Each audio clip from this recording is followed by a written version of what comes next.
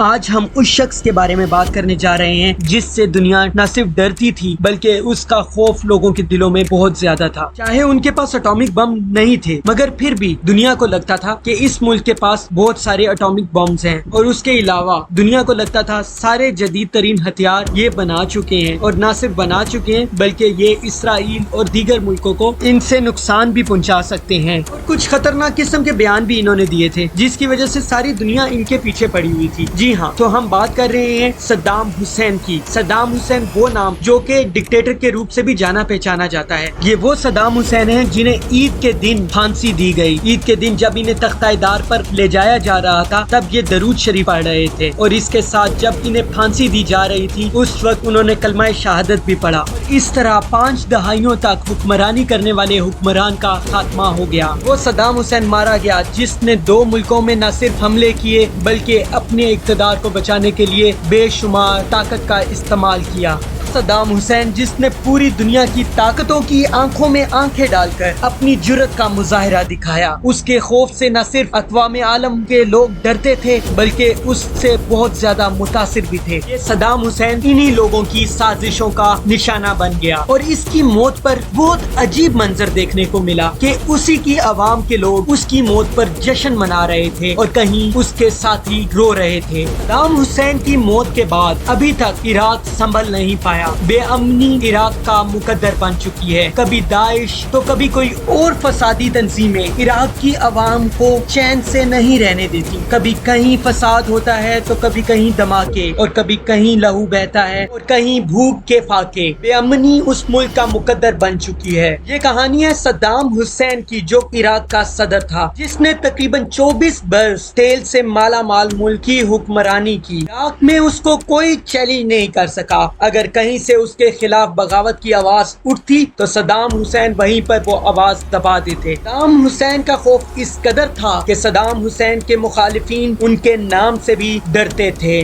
Saddam Hussein 28 April 1937 کو عراق کے ایک چھوٹے سے گاؤں میں پیدا ہوئے۔ صدام حسین کی پیدائش سے پہلے ہی صدام حسین کے والد اور ان کے بھائی کا کینسر سے انتقال ہو گیا تھا۔ صدام حسین کی ماں نے پھر دوسری شادی کر لی۔ صدام حسین کا ستیلا باپ صدام حسین پہ بہت زیادہ تشدد کیا کرتا تھا۔ صدام حسین گھر سے بھاگے اور وہاں سے بھاگ کر انہوں نے اپنے چچا کے گھر میں پناہ لی۔ چچا نے اس کو پڑھایا لکھایا اور اس قابل کیا کہ بعد میں صدام حسین نے سیاست میں شمولیت اختیار کی۔ صدام حسین جب 20 سال کے ہوئے تو پھر انہوں نے انقلابی بیت پارٹی کو جوائن کر لیا۔ یہ صدام حسین کی زندگی میں سیاست میں ایک پہلا قدم تھا۔ اس وقت کی سب سے چھوٹی سیاسی پارٹی تھی، اس کی تعداد صرف 300 تھی۔ اس کے 1 سال بعد ہی عراق سے بادشاہت کا خاتمہ ہو گیا۔ صدام حسین نے منصوبہ بنایا کہ صدر کو قتل کر دیا جائے۔ صدام حسین نے اپنے ہی ساتھیوں کے ساتھ مل کر صدر کو قتل کرنے کی کوشش کی جس میں وہ ناکام رہے۔ پھر صدام حسین پکڑے جانے کے خوف سے ملک سے فرار ہوئے۔ پھر جب صدام حسین کی پارٹی کی حکومت آئی تو پھر وہ واپس آئے۔ ابھی حکومت بنے محض 13 ہی روز گزرے تھے کہ صدام حسین نے وہ قدم اٹھایا جو آج بھی زیر بحث ہے۔ کہا جاتا ہے کہ عبدالرزاق اللائف اس وقت وزیر اعظم تھے۔ اس بات کا شبہ تھا کہ وزیر اعظم بغاوت کر سکتے ہیں۔ صدام حسین نے جلا وطنی کے دوران ہی انہیں باہر کسی ملک میں قتل کروا دیا۔ صدام حسین ملک میں دوسرے طاقتور ترین شخص بن چکے تھے۔ صدر ایک بوڑھا شخص تھا جبکہ صدام حسین پردے کے پیچھے تمام حکومتی فیصلے خود کیا کرتے تھے۔ تب تک وہ عراقی فوج میں جنرل کا عہدہ بھی پا چکے تھے۔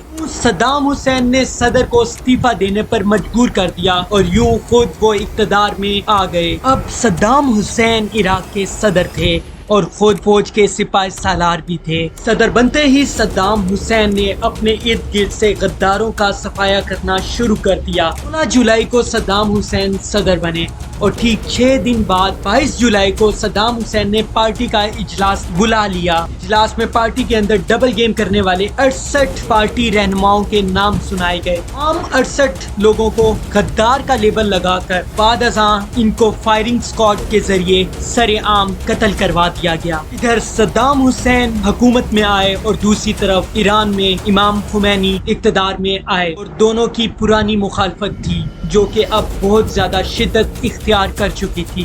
یوں 1980 میں صدام حسین کی طرف سے ایران پر حملہ کر دیا گیا۔ یہ جنگ 8 سال تک جاری رہی۔ یوں دونوں طرف سے تقریباً 10 لاکھ افراد اپنی جان سے ہاتھ دھو بیٹھے۔ ایران سے جنگ ختم ہوئی تو صدام حسین نے کویت کے ساتھ ٹکر لینا شروع کر دی۔ پہلے تو صدام حسین نے کویت کو بولا کہ جو عراق کا قرضہ ہے اسے معاف کر دیا جائے، اسے کویت نے انکار کر دیا۔ صدام حسین نے تیل کی قیمتوں کو بڑھانے کا کہا، جسے کویت نے انکار کر دیا۔ آخرکار 1990 میں صدام حسین نے کویت میں حملہ کر دیا۔ یوں صدام حسین نے اس چھوٹے سے ملک میں قبضہ کر لیا۔ دنیا صدام حسین کی ان حرکتوں کو بخوبی دیکھ رہی تھی۔ پھر امریکہ اور امریکہ کے اتحادیوں نے مل کر آپریشن ڈیزرٹ سٹارم شروع کیا۔ دوسری عالمی جنگ کے بعد بننے والا سب سے بڑا فوجی اتحاد تھا، جسے ہم آج نیٹو کے نام سے جانتے ہیں۔ پھر نیٹو نے چند ہی دنوں میں عراقی فوج کو تہس نہس کر رکھ دیا۔ پھر اس کے بعد صدام حسین نے دوبارہ کسی ملک پر حملہ کرنے کا سوچا بھی نہیں۔ جنوری 2002 میں امریکی صدر جارج ڈبلیو بش نے صدام حسین کے تختہ الٹنے کا اعلان کیا۔ جارج ڈبلیو بش نے الزام لگایا کہ عراق کے پاس کیمیائی ہتھیار ہیں جو کہ انتہائی تباہی مچا سکتے ہیں اور ان کی تعداد بہت زیادہ ہے۔ انسپیکشن کی اجازت نہ ملنے اور کیمیائی ہتھیار ہونے کے شبہ پر امریکہ نے عراق پر حملہ کر دیا۔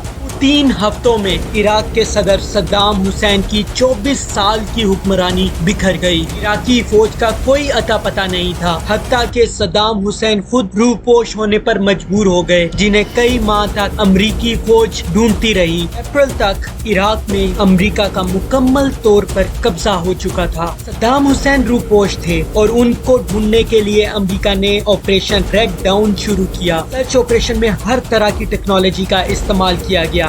دسمبر میں صدام حسین تک جا پہنچے۔ حسین کو جہاں سے گرفتار کیا گیا وہ جگہ ان کے شایع نشان بالکل نہیں تھی۔ کی حالت اتنی خراب تھی، اس قدر ان کی داڑھی بڑھی ہوئی تھی کہ کوئی شخص دیکھ کر یہ نہیں کہہ سکتا تھا کہ یہ وہی صدام حسین ہے جو عراق میں حکمرانی کرتا رہا ہے۔ یوں صدام حسین اپنے آبائی گھر کے پاس ایک بنکر میں ملے۔ صدام حسین کو بہت توہین آمیز طریقے سے گرفتار کر کے باہر لایا گیا۔ پھر کچھ عرصہ بعد صدام حسین کے اوپر 150 افراد کے قتل کا مقدمہ چلا۔ جس حکومت کے دوران یہ مقدمہ چل رہا تھا وہ حکومت امریکہ کی کٹ پتلی حکومت تھی۔ یوں عدالتوں میں صدام حسین کے خلاف کیس چلنے لگے۔ 1982 کے قتل عام کا کیس بھی صدام حسین کے خلاف ثابت ہوا۔ اس کے علاوہ کئی کیسز صدام حسین کے خلاف چلائے گئے۔ ان تمام کیسز میں صدام حسین کو سزائے موت کی سزا سنا دی گئی۔ صدام حسین نے اپنے اوپر لگائے ہوئے تمام الزامات کو رد کر دیا اور کہا اصلی ملزم میں نہیں بلکہ امریکی صدر جارج ڈبلیو بش ہے۔ جج نے صدام حسین کو کہا تم اپنی شناخت کرواؤ کہ تم کون ہو۔ صدام حسین نے جج کو مخاطب کر کے کہا تم ایک عراقی ہو اور تم اچھی طرح جانتے ہو کہ میں کون ہوں۔ صدام حسین اس بات پہ ڈٹے رہے کہ وہ اب بھی آئینی طور پر عراق کے صدر ہیں۔ جج نے صدام حسین کو سابق صدر بلایا تو صدام حسین نے کہا کہ وہ اب بھی عراق کے صدر ہیں۔ پھر جج نے اپنا فیصلہ سنایا جس میں صدام حسین کو پھانسی کا حکم جاری کیا گیا، جس کے تحت صدام حسین کو عید کے دن پھانسی دی گئی، اور جب صدام حسین کو پھانسی دی جا رہی تھی تب صدام حسین نے کلمہ شہادت پڑھا۔ اقتدار ختم ہو جاتا ہے اور حکمران صرف تاریخ کی یادوں میں رہ جاتے ہیں، مگر اصل حکمرانی صرف اللہ کی ہے جو ہمیشہ قائم رہے گی۔